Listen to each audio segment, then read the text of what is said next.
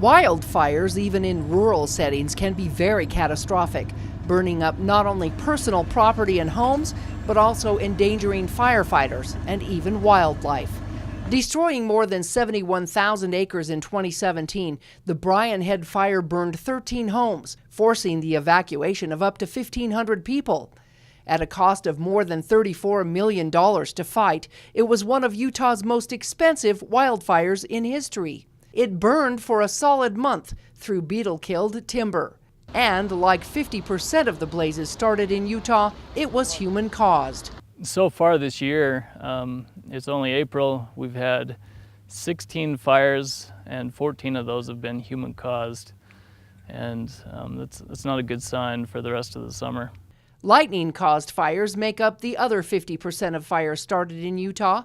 Billboards along I-15 will soon remind folks that one less spark means one less wildfire. Howell and others hope this statewide campaign helps to get the word out to those recreating this summer. Right now, the vegetation will carry fire in some locations, and we're not into those critical stages of the season yet, but it's definitely time to start being concerned and pay attention to fire safety. And because there isn't as much snowpack in the higher elevations this year, the risks are already mounting. The BLM manages more than 8 million acres in southwest Utah, as far north as Richfield. 300 to 500 fires burn in the area on an average year. While 95 to 99% of those fires are kept small, there are those that grow out of control and require help from the outside. In southern Utah, it takes interagency cooperation to put those fires out.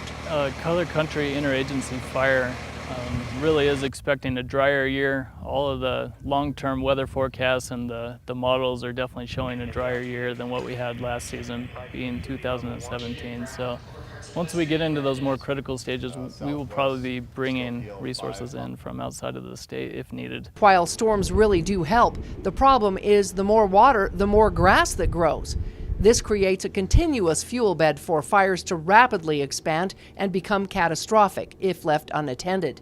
And because most fires start in inconvenient locations to fight, it's crucial to report all fires as soon as they are spotted. Make sure you report the fires quickly. And instead of taking video or playing with social media, that's definitely a concern that's becoming more of a trend as well.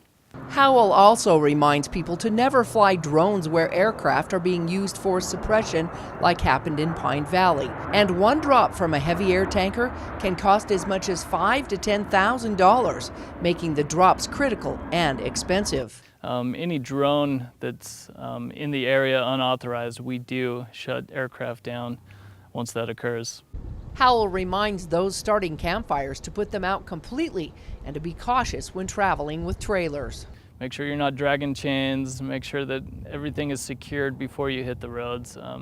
Again, it only takes one spark to really ignite a wildfire that can cause a lot of damage in a short amount of time.